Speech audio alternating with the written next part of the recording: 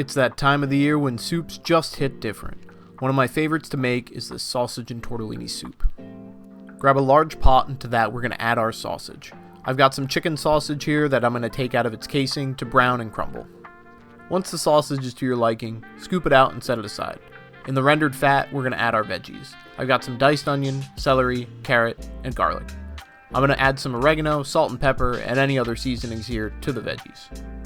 Once the veggies have softened, thoroughly stir in a tablespoon of flour to help thicken the soup. Add back in the sausage before finally adding our liquids. I start off with a jar of tomato sauce and then our chicken broth. With everything combined, bring the soup to a boil.